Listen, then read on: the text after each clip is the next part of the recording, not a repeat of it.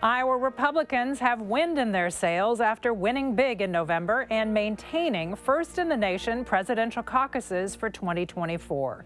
We sit down with State Party Chairman Jeff Kaufmann on this edition of Iowa Press. Funding for Iowa Press was provided by Friends, the Iowa PBS Foundation, the Associated General Contractors of Iowa, the public's partner in building Iowa's highway, bridge, and municipal utility infrastructure. Elite Casino Resorts is rooted in Iowa. Elite was founded 30 years ago in Dubuque and owned by 1,200 Iowans from more than 45 counties. With resorts in Riverside, Davenport, and Larchwood, Iowa, Elite is committed to the communities we serve. Across Iowa, hundreds of neighborhood banks strive to serve their communities, provide jobs, and help local businesses. Iowa banks are proud to back the life you build.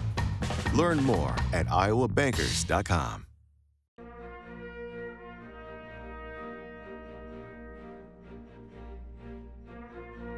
For decades, Iowa Press has brought you political leaders and newsmakers from across Iowa and beyond, celebrating 50 years of broadcast excellence on statewide Iowa PBS.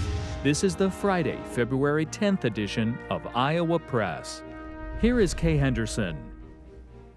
As you likely know, last weekend the Democratic National Committee voted to dethrone the Iowa Democratic Party's caucuses.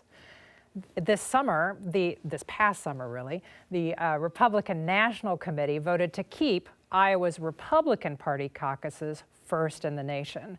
Our guest today was just in early January re-elected as chairman of the Republican Party of Iowa. Welcome back to Iowa Press, Jeff Kaufmann. Thank you. Joining the conversation today are Clay Masters of Iowa Public Radio and Brianne Pfannenstiel of the Des Moines Register. So the Democrats have completely reshaped their calendar. They've moved some other states up into the early window, kicked Iowa back in line. The Georgia Secretary of State, who is a Republican, recently said that he'd be interested in moving Georgia into the early window for Republicans in 2028. Is there added pressure on the Republicans this cycle to get it right to protect the future of the Iowa caucuses? Absolutely, there's pressure to get it right. I mean, we had problems in 2012, although that wasn't necessarily endemic in the process. It was more some bad decisions at the top. But yeah, sure, that puts pressure on us, and we are working overtime and have been in terms of how to make sure that this caucus that's entirely funded by the party, unlike a primary, taxpayer dollars don't go into this, and making it right and making sure the country knows, and the 168 RNC members know, and the Georgia Secretary of State, and he's not the first person that thinks he wants what we've got and then finds out he's got to pay for it. Make sure they know we can handle this, and we will. As far as counting the vote for the caucuses, that made a lot of national attention for the Democrats with that faulty smartphone app in 2020. Republicans have more of a paper trail in the way that the caucuses are conducted, filled out on a secret ballot. How are you going to count the ballots so that you can do a recount if it's necessary? You bet, and that's very, very important to us. And Clay, you hit the nail right on the head. We have a paper trail. We will make sure we have multiple layers of making sure we get the vote right, making sure that it's transparent, making sure that media sees it as quickly as possible. I will say this about my colleagues and the Iowa Democrats. They were set up. That app was handed to them in the ninth inning. It was set up so that it was never going to work, and then it's being used even though the National Party put that on their plate. Now they're blaming them for that. The other thing I find rather odd is that the California Democrats are saying, well, it took so long to count. Really? You had 3 weeks before you actually ended up with congressional victories. How dare you criticize Iowa for being a little bit more careful with their caucus results? This is all hypocrisy in order to rig the election in the Democrats for Joe Biden. Start with South Carolina so Joe Biden can win and then move on. Can you even imagine if Republicans were attempting to do that with Donald Trump, change our entire process just for one candidate? We all know that's what's going on, and the national Democrats put the state Democrats in a precarious position, all to protect this poor soul in the White House. Let's just feed on Clay's question a little bit. counting votes has become very important to Republicans across the country. They've questioned election results in other states. How exactly are you going to do it? Well, that remains to be seen, Kay. I mean, we are talking about the layers of security that we need. I can promise you two things, and this is based on the last 2 election cycles that we went through. Number one, it's going to be transparent. So however we're counting it, everyone else in the state, including folks like you, can count it as well, number one. And number two, we're going to be aware of all of the shenanigans that could potentially occur, especially if it's just the GOP. We all know if it's just a GOP caucus, there's going to be a lot more people interested in the GOP not being able to get this right. So we have layer upon layer. We were never shy about asking for outside help. We had a group from Harvard come in in the 2016 caucus and look at our entire system. We have every intention of doing that again. So I can look you in the eye and assure you that transparency and accuracy will happen with this caucus, and hopefully it will happen with the Democratic caucus, because I'm not ready to say that that's over yet.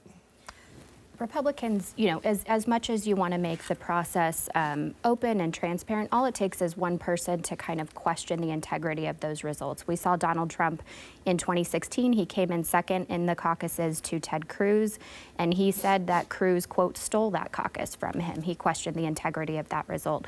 What do you do when it's something like that that may not be based in anything tangible, but there are folks going around questioning the integrity of the result? Well, Brianne, what I can do is what I did in 2016 when that happened. I declared Ted Cruz the winner, and I did it very, very boldly. And I had transparent results, and we were able to, I believe within 3 days, and there was a snowstorm, we were able to go back through and audit all of those results. Any system we use will have multiple checks, and it will be open to anyone in the media and any Republican to take a look at it, and here's how we've done it. You're going to be very pleased, as folks in the Iowa media, you're going to be very pleased at how transparent we are, because I know you've been pleased in the past with that.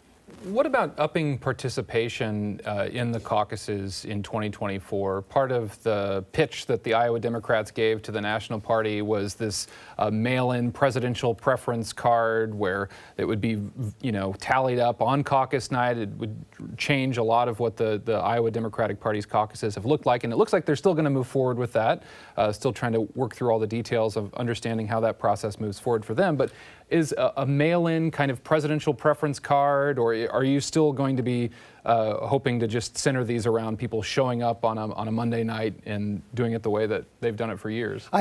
We've had record turnout. I think we're probably going to do that. Look, everybody's going to know as soon as we set this date, and of course we got a lot of pontificating and muscle flexing and all of that goes with this. You've all been through this before, but in the end, we cannot run anything that's like a primary, or we run right smack dab right into New Hampshire. And part of the reason why Iowa Republicans are where we're at today, knowing that Iowa is going to be first, is because we have a pact among our carve-out states that we all stand together. And what that includes is making sure that New Hampshire is comfortable with what we do. Look, this doesn't just happen with Republicans. I was working on this before 2020 to make this a reality. And part of that reality is to make sure that we also respect what New Hampshire is doing as well. So I would be very, very cautious of anything, and quite frankly, probably run things past New Hampshire to make sure that we are a group of four, because we're going to need each other again in 2028. Speaking of being very cautious, how do you make sure that someone doesn't participate in the first in the nation Iowa caucuses and cast a ballot and then say, you know what, I think since the Democrats aren't having their caucuses on the same night, I'll cast a ballot for the Democrats too? All I will say about that right now, Kay, is we are having conversations about that very problem and potential problem, and that would not be in the spirit of the caucuses, and we will be searching for solutions. Does it require a legislative solution? Honestly, I don't know yet. We literally have a committee that is looking at that very issue, and that committee is looking at all options, because you are correct. If we are going to go it alone, and I hope we do not, I am not ceding that point, but if we are going alone, there's a whole new set of problems we haven't had to deal with in in 30 years. And so we are looking at every one of those, including that issue. Well, this wasn't 30 years ago, but you mentioned 2012. On January 3rd, the night of the caucuses, the chairman of the Republican Party came out and said Mitt Romney won by 8 votes. And then 2 weeks later, there was an announcement that Rick Santorum had actually won. Explain to people who weren't paying attention then what went wrong, and the results that you announce in 2024 aren't going to have that same difference. Fair question. And the bottom line is the chair is the one that decides. Now, they can have their communications team grabbing them by the arm and say, don't go out there and do that. But ultimately, that's my choice. So I can tell you what I did in 2016. I didn't make that choice alone. I had our data people come in. I had people that were from the National Party come in. I had people that were my executive director. Even Governor Branstad at that time was there. And that was a decision, and I didn't go out there until unanimously we all agreed that this is the winner. I am going to be more cautious than hurried about that, even if it means that Brianne's getting just a little nervous because she wants to know what that is. I'm gonna err on the side of caution because one of you mentioned this before. We have to get this right. So that was sort of like the certification that happens in an election. There was an election, unofficial results were announced, and then there were official. So what you're saying is what is happening on caucus night are the official results, that's it.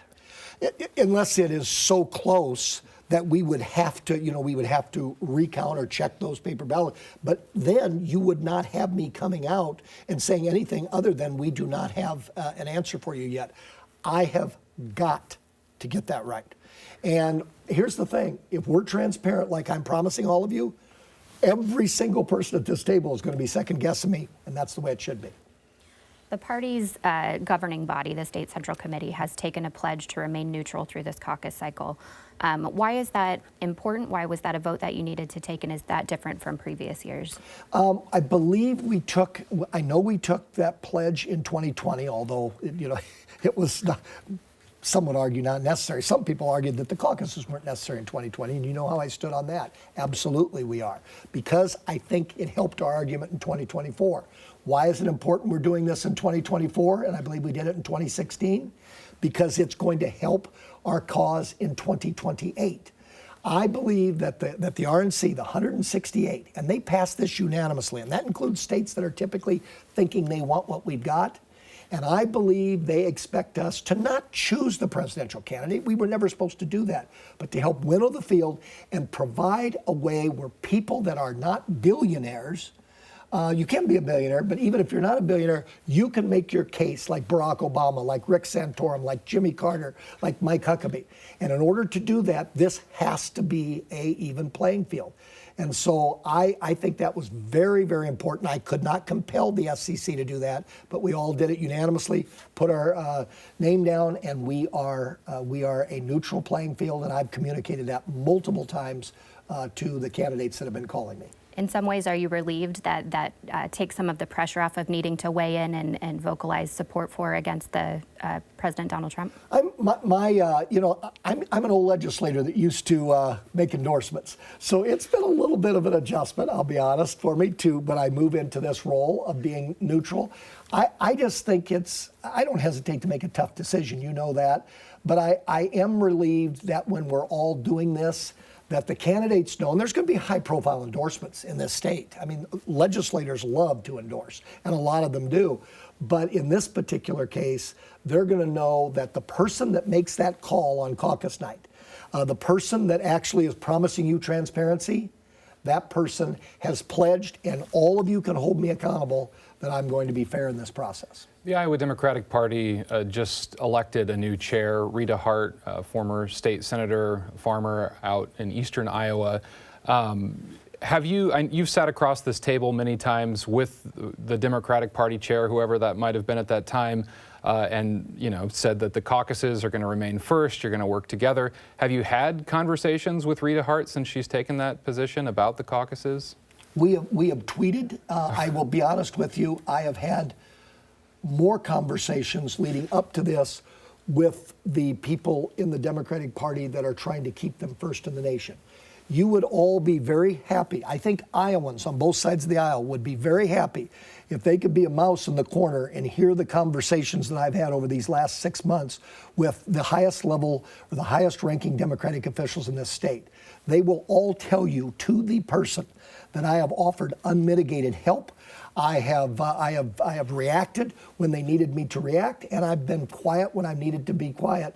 And I want this to work for them, because I don't see this as an Iowa Democratic Party problem. I see this as a Joe Biden rigging the system problem and a California, New York problem. But I will tell you this, if this doesn't work and the Iowa Democratic Party doesn't put their foot down and say, you can keep your delegates to the convention, which is a three-day commercial, it's going to hurt the Democratic Party. So when I help the Democratic Party, I'm actually, in a way, hurting myself, because my life would be a lot easier if the Democrats don't hold their First Nation caucus here, because we all know there's going to be people hold that against them for a generation. I want them to succeed. Speaking of tweets, after Rita Hart was elected as the party chair, people might remember her as the person who also lost by about 6 votes to Representative Marionette Miller-Meeks.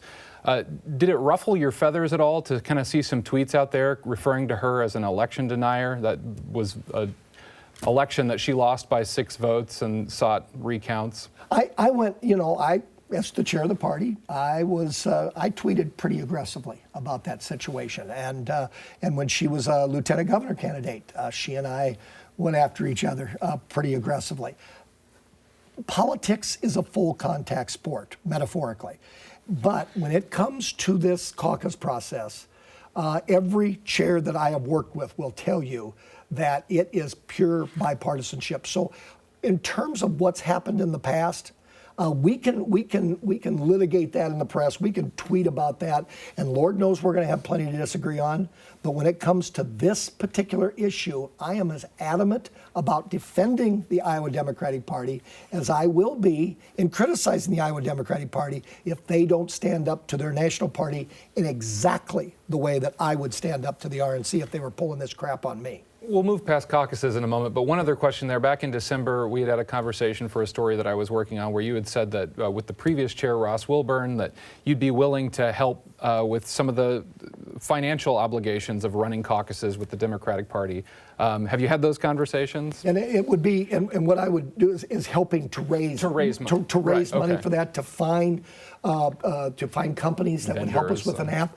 Absolutely. Okay. If they are able to salvage this thing, I expect meetings that I've had the last 2 caucus cycles where my ED and whoever is in charge of the caucuses and the Democratic EDs sit down, and a lot of it I probably won't even be able to relate to you folks because it'll be confidential. Yeah. I will look everybody in the eye and say the Iowa Republican Party genuinely and sincerely wants this to work for the Democrats.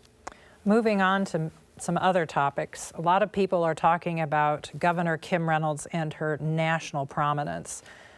Do you expect her ever to leave office early to go get a job in Washington, D.C. of some kind?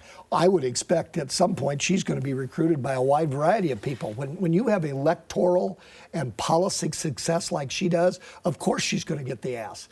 I can tell you, as somebody that communicates with Governor Reynolds on a weekly basis at a minimum, sometimes every day, there is nothing that I am hearing that takes away from her resolve to get her agenda through the legislature. We've already seen 2 of those areas. We've seen her be successful with the tort reform and with her education plan. I see her as putting 100% into being a governor. Look, the reason why she has a high profile, it's obvious she's got talent. It's obvious that she has leadership potential that transcends Iowa. But the main reason why people are looking at her, the main reason, when I go places, they ask me, what's Kim Reynolds like? I mean, I honestly get asked that question. It's pretty cool, actually. And the reason is because of the job she's doing as Iowa governor. The way that she's going to get the credibility and the respect that she deserves is through continuing to be a great governor. And I believe Iowa is going to remain her focus. But what more could I ask for in a first in the nation caucus to have a superstar governor by my side and really the de facto head of the Republican Party? I mean, it doesn't get any better than this. Two Iowa Republicans are facing a little bit more pushback. Senator Joni Ernst and Representative Marionette Miller Meeks are facing pushback from some wings of the party for their vote on gay marriage late last year. They've been censured by some county parties. What's your reaction to that? We are people don't want to admit this. Democrats don't want to admit this, but we are a party that is not afraid to have debates on issues. We do that all of the time. And quite frankly, the Democrats are better at having their debates quietly. Republicans don't do that very well. And I'll be honest with you, there's a few gray hairs in this mustache because the Republican Party is more loud, more public, more vocal. Here's the thing. We have those debates, and the people in Iowa have an opportunity to weigh in on how our office holders vote every single time we have a primary. My role as the party chair is to make sure we have fair primaries and then to be the number one fan, the number one promoter of the winner of that primary. In these individuals, yes, I've been to central committees where there's been a censure vote of, I remember one was 5-4. There's also 20,000 other Republicans in that county, and I've been in that same county where I've seen the same individual have hundreds of people giving standing ovations. This is very natural to have disagreements from various wings of the party. When it's all said and done, my prediction is, as we always have, we're going to get behind a presidential candidate, and we're going to get behind a winner of a primary. What they can count on from me is that I am not going to get involved in primaries, and I am going to support, without question, whoever wins the primary, or the grassroots means nothing if I don't respect the winners of these primaries. But did their support of same-sex marriage damage irrevocably their ability to win re-election? I don't think so. But here's the thing, Kay. The answer to that question does not need to be speculative. Every single one of these individuals will have two elections coming up. Potentially a primary election. Maybe they'll run unopposed, maybe they will. But that's ultimately not my call. That's the call of the grassroots. And the grassroots is more than a 5-4 censure decision. It's 20,000 Republicans in a small rural county. And ultimately, we don't know the answer to that until we have those primaries, because there's no entity or voice box for all 20,000 of those individuals.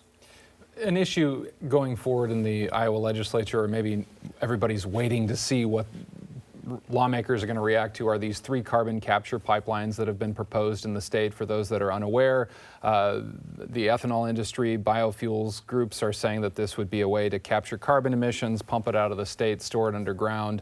There are concerns from landowners, environmentalists, a lot of different plays here. It doesn't really go down party lines. Maybe Republican presidential candidates will even get questions about those carbon capture pipelines there. Does a solution on that, having Republicans vote on that one way or the other, is that hard on the party? I don't think so. I mean, look, it's always more intriguing. It's always a little less predictable when you have issues that don't cut along party lines. And this is a classic example of that. I have Republicans that are adamant about completely removing eminent domain authority from the Iowa Utilities Board, period. I have other Republicans that are advocating for these carbon capture pipelines and believe that it's the root of and the core of our economic development. That's what these debates are going to be about. And here's the thing. Iowans are going to see a debate of which we don't know the outcome. That's a positive thing. It's also a positive thing when you see Republicans and Democrats on one side and on the other side, Republicans and Democrats. I actually think this is why we have a citizen legislature. You mentioned earlier the passage this past week of a bill that limits medical malpractice awards for pain and suffering damages, as well as the bill that the governor signed into law in January, giving state-funded savings accounts to private school parents. It was not unanimous among Republicans in the legislature. There were 16 Republicans who voted against the bill this week on medical malpractice. Are those people still welcome in your party? Oh, absolutely. Look, you cannot have an actual debate and discussion in the Iowa House with everybody having their ear on their constituents. Constituents first. Then you have the debate, then you have the vote. Then comes my decision as the party chair. Who am I going to support in the next election, if we want to take it to that extreme? It's a no-brainer. In fact, I should be fired if my answer is anything other than the following. Whoever wins the primary, they have the support of the Republican Party of Iowa. But do they have the support of the governor, who went out and campaigned against Republicans who did not support her school choice plan? I have never seen Governor Kim Reynolds, proactively go after a fellow Republican. She may have advocated for people based on the issues that they supported, but no, I mean, here's the thing with Kim Reynolds. She campaigned actively on this issue. She campaigned and without hesitation, and then she ultimately signed the bill into law. There should be no surprise at what she's done. Did she support other people in a primary? Of course she did. That's not my call. That is her call. Just like what I was telling you when I was a legislator, I used to make endorsements. But I have not seen her personally go after an individual legislator. I have seen her proactively advocate for an issue. I've never had a conversation with her like that. Well, I have to be proactive and say our conversation today is over. Thank you for joining us on this edition of Iowa Press. Pleasure to be here, all of you. If you would like to watch this and every other episode of Iowa Press, you may do so online at iowapbs.org. For everyone here at Iowa PBS, thanks for watching today.